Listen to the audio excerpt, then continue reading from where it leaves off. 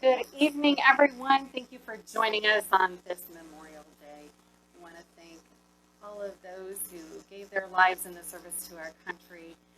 Certainly on Veterans Day, we honor all of those who served. But today, in particular, we honor those who have passed on, who have served our country, and we are just so grateful for them.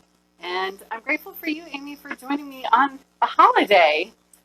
Thank you so much. Thank you. So I'll remind everybody kind of our format. We will be live right here on the North Kansas City Neighbors page. The format will be, I'll do a brief introduction. Then the candidate will have up to 3 minutes to do an opening statement. Then we'll have 5 questions that we ask every candidate. And then we'll open it up via Facebook Live for your questions from the community. And then from there, there will be a 3-minute closing statement that the candidate will be able to address anything that they wanted to address in the question and answer form that they didn't get an opportunity to. And of course, ask for your vote come June 2nd. We are almost a week. Tomorrow will be a week out from the election.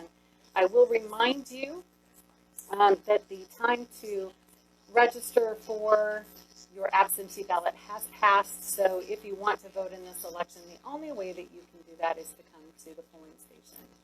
So without further ado, I'm just going to read Amie's bio and give a quick introduction to her. Amie Clarke is a first-generation college student and lifetime athlete with the spirit of a 5-year-old and the knees of an 89-year-old, and I will let her tell you that story if she decides to. Not relevant to the campaign, but it is an interesting story. Amie's endless energy, coupled with her unmatched work ethic, have fueled her life's endeavors, the latest being Everest Base Camp. After paying off her student loans, she invested her hard-earned savings into her first home right here in North Kansas City. And that was back when Sutherland's was still here. Man, I missed that store. Amie loves her community and continues to be actively engaged with her neighbors, whether it's recruiting the neighborhood grandkids to unload a truck at Christmas, borrowing a dolly from Rockstar Rosa, receiving a bird bath to adorn her mulch lawn. Yes, oh, you read that correct. I did. I had to make sure. Or having a host of dog-friendly neighbors. Amie thrives on connection and wants to preserve the neighborhood. As a vibrant thread in the fabric of this community, Amie would represent Ward 4 with the same energy and fortitude it took for her to climb Everest. I'm going to need to hear that story at some point. She will promote interaction and values inclusion. She believes in connecting our city and neighborhoods while using the funds to do so judiciously. That's a tall order. It really is. And we are going to give you an opportunity to answer a bunch of questions tonight. Are you ready to do your opening statements? She was a little nervous, as we all are, getting on camera, going live. You know, it doesn't matter how many times you've been up in crowds of large people. There's something about being live on the internet. Right. It's a little bit different. So feel free to start your opening comments. Sure. To be fair, we had an upper GI conversation before the camera started rolling. Oh my goodness. So we should, yeah. So we could go into that. Also, check your health, things like that. It's good. Every time's a good time to talk about our health. Yeah. First of all, thank you again, Mindy, for the opportunity. For Dave Wood for gathering the questions, for putting this together, and then creating COVID to delay it. So thank you all for doing that. I'm sure you were in charge of creating that gap in time. No. Before you start, one moment. Let's back it up. I'm going to check and make sure. We had someone message in that they are not able to find it on the page. I was going to say my mic is plugged in. Yes. I wore deodorant for your sake. Natural. Well, good. Then we're both in good shape. Okay, let me get to the page. I answered her to let her know where we were going to be. And I just want to make sure we're live.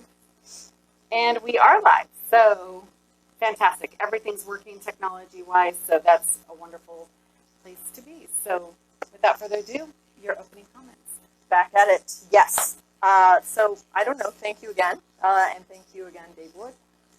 I also echo, today, Memorial Day, and the families that have sacrificed and those that have passed on that serve our country.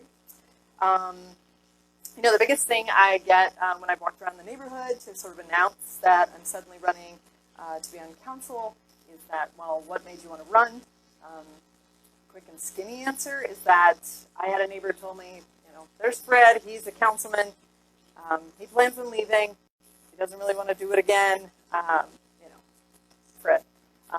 Fred's like, she's throwing me under the bus. No. I just saw an open opportunity, and I just thought, he said, I don't think anybody wants it. Again, this is a neighbor that's lived there for 58 years, well before me. And I just simply said, well, why not me, I guess. Let me try it out. I have a background in theater, I've done stand-up, I've presented in front of people. I've not run for anything political, but I feel like I have a strength in communicating and immediately creating a bond with others. Minnie and I are still working out our bond, mostly in upper GI. No, and I think just getting a feel for what's missing and kind of what needs a bit of work, and also to not forget to capture the good in this city. That I've had a really positive experience in so far in living here. I'm of course not a lifetime resident, but I am a resident of first Northeast Kansas City and then Blue Springs, and then of course moving here. I actually did, fun fact, I did live here when I was a child because we had a house fire at our house in Northeast Kansas City. So we actually lived temporarily for about 4 to 6 months in the Sunny Hill Apartments. So, yeah, I really wanted to stay there too because my room was amazing, but it didn't work out. But it's okay. We had to go back to our home, and then we later moved to Blue Springs. So, anyway, if there's ever any trivia about me, you're ahead. Yeah, the big thing though is I like my neighborhood. I love my neighbors. I have very interesting people around me. When I bought my house, it helped to look across the street and see a human rights campaign equality sticker that spoke to me and made me feel like I was going to be safe and I was going to be accepted and I was going to be welcome in the community. And that tiny little message spoke to me. And I saw it from across the street. And sure enough, Mike is like one of the best advocates in my neighborhood. He's a solid guy. You guys should all know him. But yeah, just want to open myself up to that. To be approachable and to represent everyone. I don't come in with like a distinct agenda that's just coming from me. I want to actually represent the voices of Ward 4 that maybe haven't been represented in years prior. So that's it. Fantastic. Thank you. So on that note, how will you work to promote diversity in our community? When I first got these questions, all of them, it was like really daunting, right? And this one is so terrific, and I feel very passionate about it. And I think, it stumped me for a bit, but when I allowed myself to kind of sit with it and even go for a walk and think it through, I realized it's not really an outward thing as much as I think the most effective thing we can do as a community is really turn inward and individually decide that we are going to commit to being good stewards to everyone we meet. That comes into North Kansas City, that approaches us as our neighbors, that might be cycling through the community. Keep talking, yes, I thought you said come with me, fire drill. Yeah, I just think it is a matter of trying to represent yourself in a way that aligns with those community ideals. I know some people have mentioned, it's not like the good old days. I've also had plenty of people that lived in the good old days that have approached me directly that said, I don't want it to go back to the good old days. They weren't that great. I do want it to feel like a community I can retire in and that I can, live out my final days in and feel like I can share. I had a great conversation with one neighbor that took me through her garden, had a whole story surrounding that, a lot of history within the garden. I just think, but to dial it all back in, is that I think if we can really hold our individual selves accountable to kind of say, what part do I want to play in this community? And how do I want to bring people in and make them feel welcome when they do bother to come in, whether as a consumer, a visitor, or a resident, whether they're a renter or they're buying their first home or maybe their second home, whatever it may be, that everybody kind of feels welcome.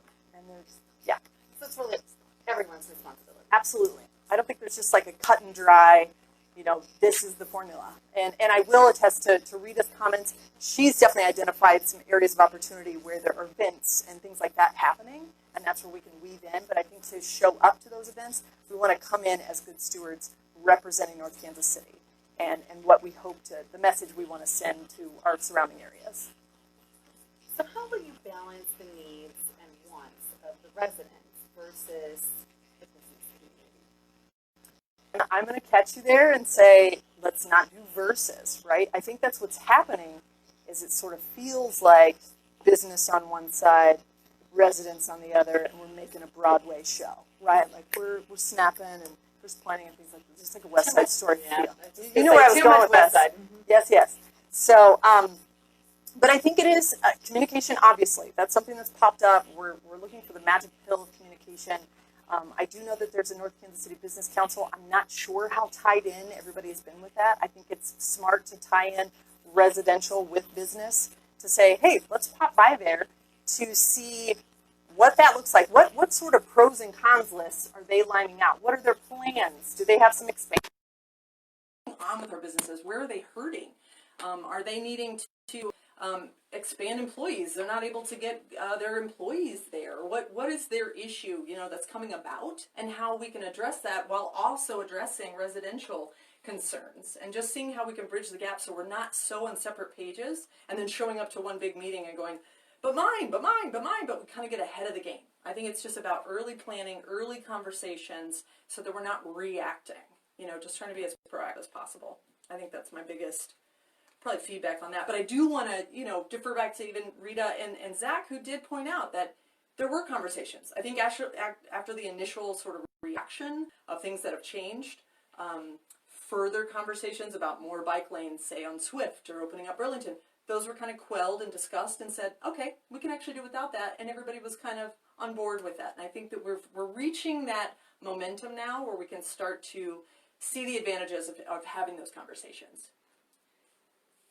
Communication solves a lot. How can this city better communicate with residents, businesses, and consumers that would come here? Right. So it's so tricky, right? And think about communication right now in the times we're living in with COVID, because, we're used to showing up to work and there's a memo, or like we have a stand-up meeting or things like that. But I think as a city, when I go with just my own experience, I've really relied on getting out in my community, and I've relied on other humans to kind of feed me the information. I've got like a Joe Parker, Jenny Wise, or Kathy, who's, organizing cyclists.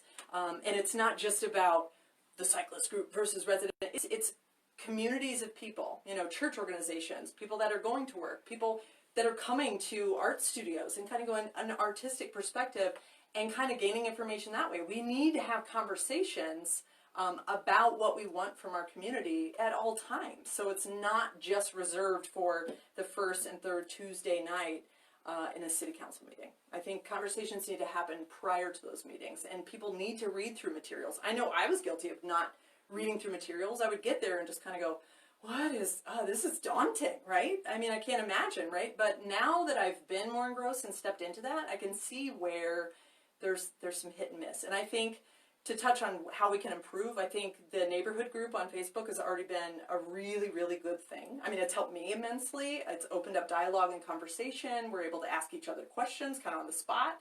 And we feel like an openness to ask that maybe people wouldn't feel as open to ask if they were in person at a city hall or a council meeting. And I think that's a nice, but I definitely, on kind of the tip of Rita, I tend to walk my neighborhood. I walk my dogs. And people kind of just jump out and start talking to me. They actually announced to me before I knew that anyone would know I was running. So you're running? They pointed, you're running for council. Okay. And then we just had open dialogue, and I just thought, okay, let me wipe the crust out of my eyes and start my day. Let's have a conversation. And it's great. It's great. That's what I appreciate. But I think we just have to look at maybe potentially saying, what is your best form of communication? Would you prefer email? Would you prefer text? I know we have the text caster. That's helped me to kind of remind me what day it is, especially the days we're living in now where I'm not sure what season we're in. I'm wearing my winter clothes because that's when life stopped, so we're at the start of spring. And it's been a little chilly until this weekend. Right. It's very confusing weather, but that's what you expect out of Missouri. That's why we love it so much. But it is so green, so it's so worth it. But yeah, I would say I think we're on the right path in incorporating social media and still having the walkable conversations, getting out and about. I think that's important. I'm going to do one more sound check. Yes.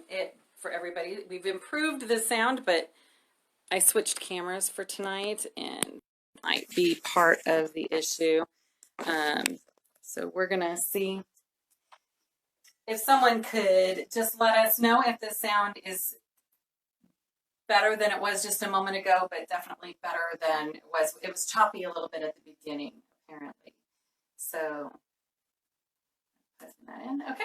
So we'll wait for them to respond, and then if I get up and change it, it's because they said it's worse, and then we'll go back to the way it was just a moment ago. All right. So leave it to me to change cameras, and I like it. You know, Zach says we it's can still all try good. to adapt to change. Manage the message. Dave says it's better. We're good. Okay, golden. Better. Love it. Can I get a best? Okay. Not without going out and buying a whole nother camera, another microphone. Yeah, Not tonight. Not tonight. So, what is your position on streetcar expansion to North Kansas City?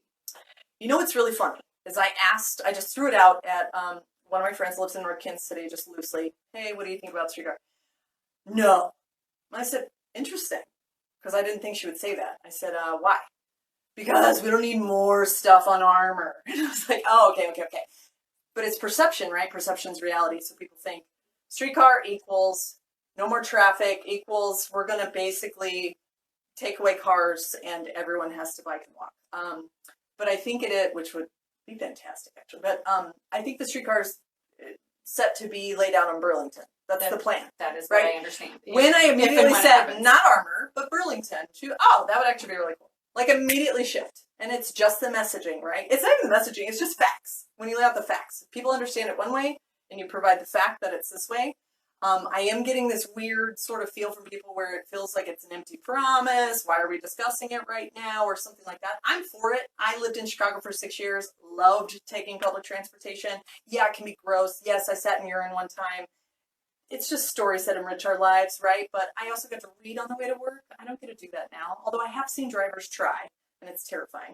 But I'm for it. I would love to see it expand all the way to the airport.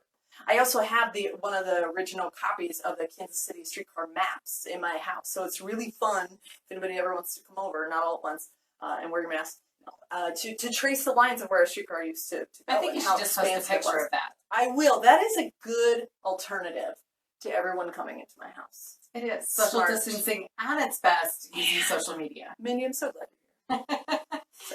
What is your position on affordable housing in North Kansas City, including single-family dwellings and apartments? Okay.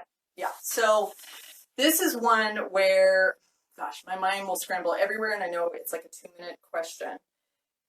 So my instant reaction was just, because there's all different ways, of course, we can look at it, but when I think about affordable housing, I've heard some feedback of like, we don't need any more, high rises or things like that. We don't need to take away parking spaces to create accessible housing and things.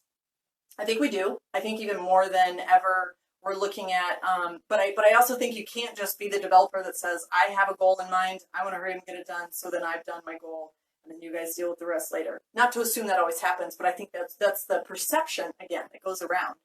I've also heard the perception that if there is accessible housing, that would lead to more crime, more, police force, more costs, all these things. I didn't get to find Rita's article, but I am interested in reading it.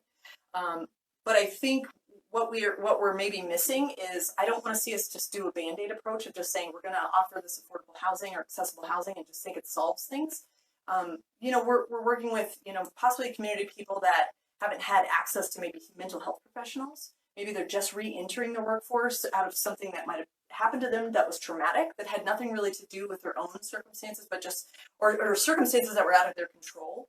I think we tend to maybe judge ahead of time, or, it could happen to any of us. We all are going through COVID right now, and we're wondering how vulnerable we all are. We're all very vulnerable right now. And I think that's the biggest thing, is just, we want to open up accessibility. And I think I see us tying in maybe to businesses and saying, hey, what if businesses, do you need employees, and where are you guys missing the mark, and what can we help fill? And what if we created housing where there's actually a program sort of set in place to say, if we provide this for you, there's also a job opportunity, and now we also have completed some streets to make it accessible for you, that you don't have to think about affording a car right off the bat, or gas, which I get it, gas is really low right now, but we got to think future years down the road, things like that, for people feel like they have access to resources, and they're now embedded in the community. They're already kind of hitting the ground running.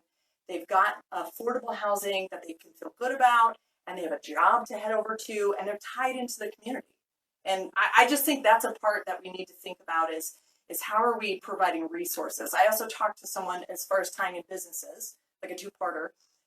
The North Kansas City Hospital, they have an allotment of money that they have to give back to the community. And some of it is allotted for, say, the opioid crisis, and some of it's allotted for, health and things like that. And I think if we start to tap into those resources to say, how can we bridge some of that to meet up with some of this, to say, we can actually bridge these things together, these resources together, to make this more of a complete project versus it's isolated, accessible housing and that's it.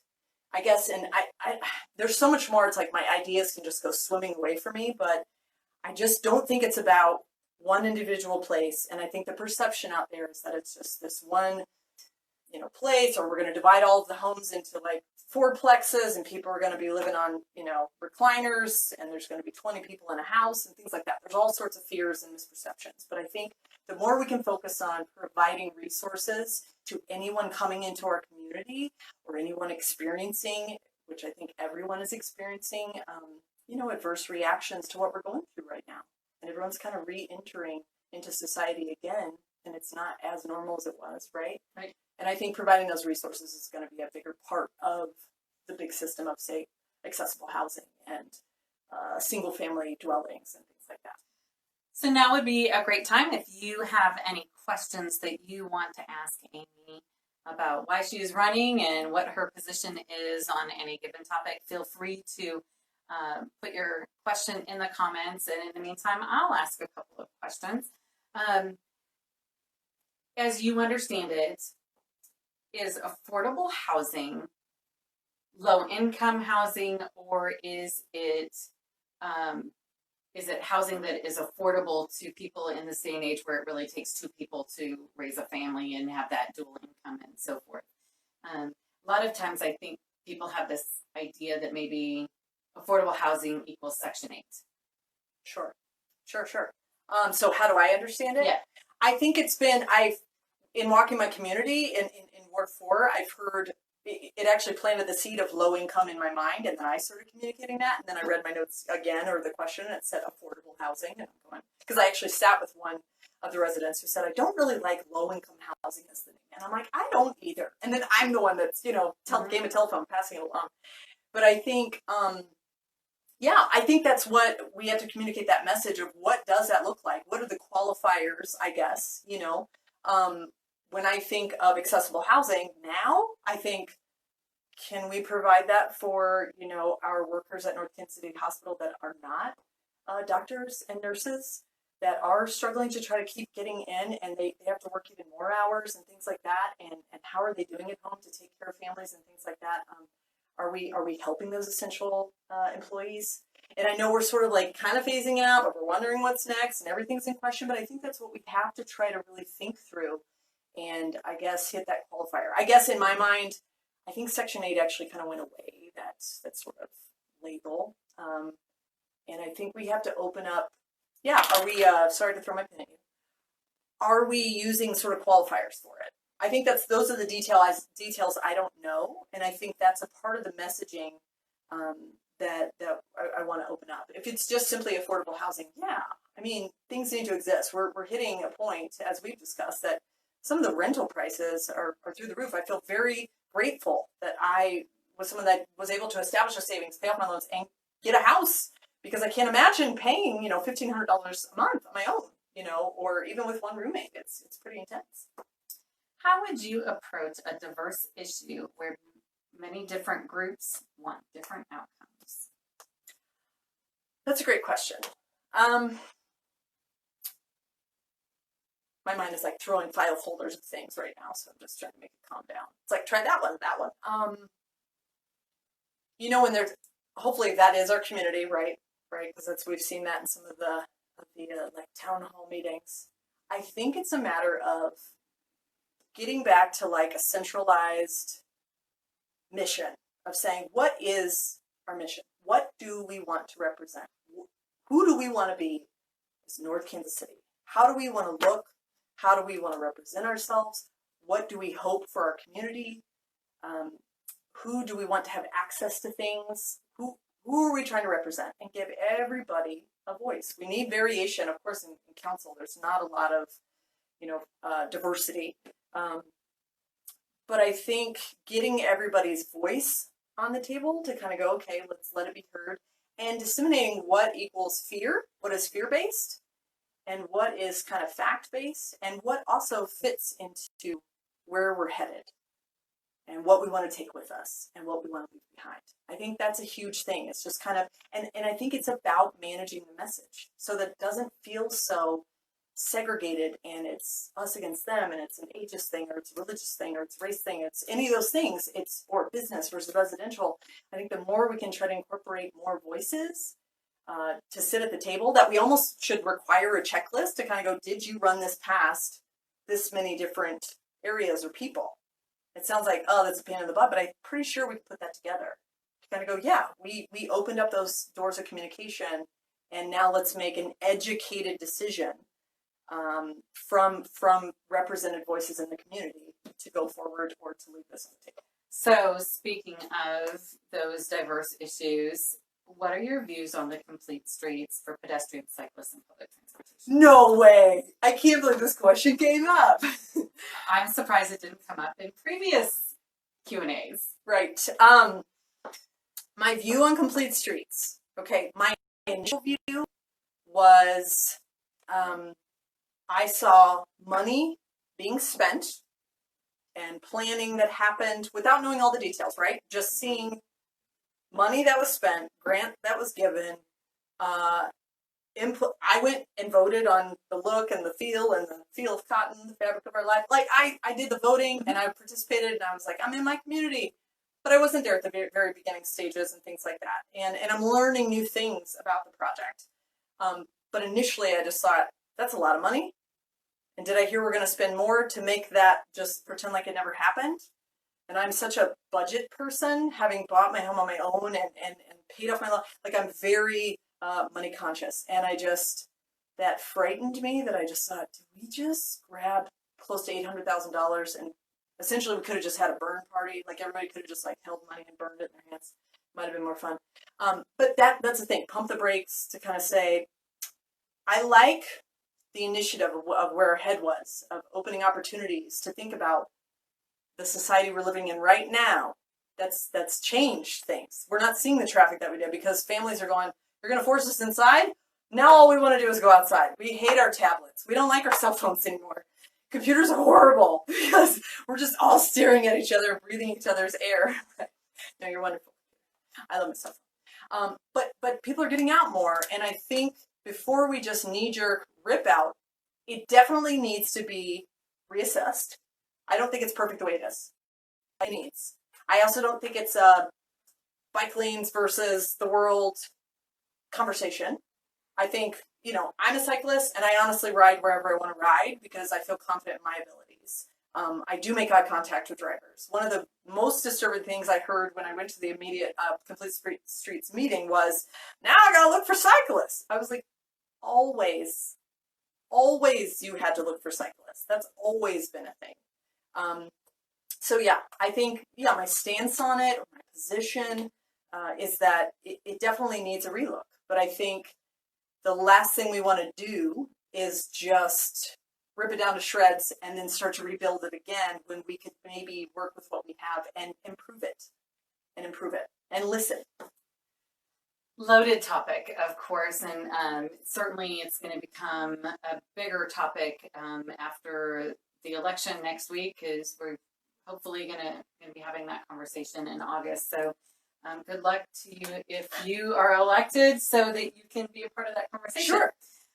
What can our city do to build relationships with neighboring communities? Because we're kind of an island. You're surrounded by... Yeah. What can we do? I think getting involved in other organizations.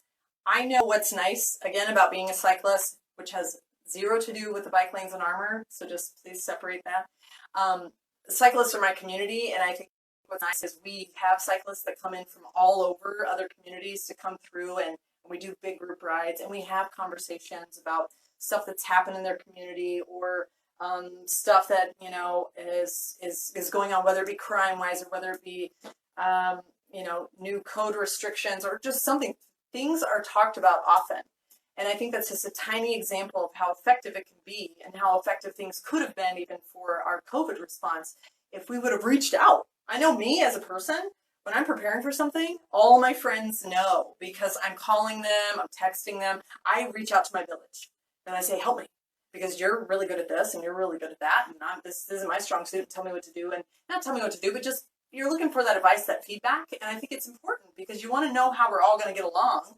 And if we have a huge project that we're doing, how does that maybe affect the next town or the community touching, against our community? What effect will that have? Have we even asked the question? And that's what I think I'm all for tying in. And maybe so groups of us go in and we start attending Kansas City council meetings or Gladstone council meetings, the surrounding areas, and we tie those things in. We start attending those things so we're aware of what's going on. That helps. Does that answer the question? That or was did. it just waving my wand? And I love that you talk with your hands. Oh my goodness. Jesse Smith. What? What's your number one favorite dish to eat from a restaurant here in North Kansas City? Oh man. That's tough. Right. I mean, dish. I really am a fan of Kind food. They've been really delicious, and it's hard to know which dish they did. I'm not gonna know. I jump on their specials. They had a sweet potato, black bean deliciousness. There really once I was just sweet potato thing, put it in my mouth. So I don't really know the name of it. Probably the business though I've been helping the most because they're helping me is Safe Bakes. I've spent all my money on the sugar. Pretty much every Wednesday. She's like, what about this? Birthday cookies? Bring them. I'm like, more chocolate chip cookies? Yes, because I do have a gluten intolerance. So it's pretty nice. There's I'm like, what day are we living in? That they get delivered to my house and I can binge and watch TV and eat. So you're a fan of Iron District? I do love Iron District. Walk up, bike up, drive up. All of it. I bike up. I've driven up. I've also walked up because my dogs came. Yeah, I've done all three, and all three were positive experiences. And that was the concept from the beginning. Yeah, it's amazing. Yeah. It's so fun, and it's very accessible for me on Diamond Parkway. Mm-hmm. Yeah. Yes. Yeah. I will put in a plug. The pork verde from Chef Tito's is, oh my gosh, it's fantastic. Just go. I gave up meat in December with the Nepal trip. It just they were like, don't eat the meat here, just trust us. And then I just kept up with that. I do fish though. I literally got a fish go get fish tacos. Okay. I literally have a favorite dish at every restaurant in North Kansas City. I like it. Yeah. Have you published that anywhere? No, but I should. Okay. Definitely. We'll talk about that later. Is there any other questions from our viewing audience? I'll give it about 30 seconds for you to answer that. On our Facebook page, we can take one more question, and then we'll give you an opportunity to give your closing statement. I will remind you the election is June 2nd. The polling place is the YMCA here in North Kansas City. The time has passed to be able to get your absentee ballot. So at this point, I know that the Clay County Board of Elections has worked very hard to have social distancing and sanitation practices for everybody to come in and vote safely at the YMCA. So please feel free, if you did not get your absentee ballot and you have heard something from Amie or any of the other candidates that you feel strongly about, want to vote, please make your way over to the YMCA next Tuesday on June 2nd. And so without further ado, by the way, you've got lots of compliments. I'll let you comment on those afterwards. What are your final thoughts? And I'll have you look right into the camera, and I'm actually going to go zoom in on you. Oh my gosh, because you're going to be talking to them just like they're sitting in front of you. And are my teeth good? Yes, your teeth are great. Okay. 6 years of braces, folks. I worked hard for these. There you go. Not a lot of dates. Oh, pardon me. Zach did, before we go, Zach said that there's a separate entrance at the YMCA to vote, East Gym. So it'll be even safer. You don't have to go in the main entrance like we have in years past. So that's fantastic news. Thanks, Zach, for updating us on that. Yes, Zach. Okay, so your closing statement. Communication right now. That was amazing. Thank you, Zach. I get, this has already been a super fun experience. And Mindy, this was, I was at home sweating and just trying to breathe. This has been great. Lisa, you're going to have fun. Mindy's great. I would say when you're considering your votes, if anyone in Ward 4 is watching, all I ask is that you not think about one singular issue, that you think about the whole picture. I'm not here with a set agenda, and I'm not closed off to, this has to be one way and this has to be that way. I want to hear. I want to know that I'm representing my ward. That's what I want to do. I want to represent the voice of Ward 4. I want all the homes to feel like they have a say, and that they can feel comfortable to let me know in whatever form they want. I mean, I'd rather not see like no fingers or something, but just express what you need to express. I've had a lot of questions, but I've not had a lot of input from my ward necessarily. And I think once we can open up that dialogue and that communication, you're going to find that I'm very reasonable. I'm listening, and I want to serve our best interests. I want us to be more connected to downtown. I want us to feel safely connected to downtown in whatever capacity that looks like that makes the most sense. And that also is going to affect then people that want to live in our neighborhood and want to stay. They want to feel like they have access to all the other areas and that they could travel safely, that they don't have to take their vehicle every time. That doesn't mean they're riding their bikes. They have strollers, they're walking. But I think just open up your minds. I know there's a lean toward, I've got to vote because my friends lived here for a long time and that's the reason why. And I understand that sentiment. I think I just want to open up the opportunity to let you know I'm a pretty solid person, and I totally mess up sometimes, but I usually call myself out for it. It's kind of fun. But I'm definitely here to listen. I'm here to represent your voice, and I would appreciate your vote on June 2nd. Thank you. That was fun and refreshing, and I hope that you had a good time. I definitely did. There's a lot of sweat under here. That's because I had to shut off the AC, because I think it was messing up our audio. And and we also lost budget on hair and makeup, so I'm sure I got a little shine. Can't tell from here. Thank you, everyone. Please tune in tomorrow evening at 7 and 8 o'clock for our final two candidates. We do have three candidates. One that we are hoping to reschedule, and two that have not responded yet. But as far as we know right now, tomorrow evening at 7 and 8 p.m. will be our final candidate forum interviews. See you tomorrow. Thanks, guys.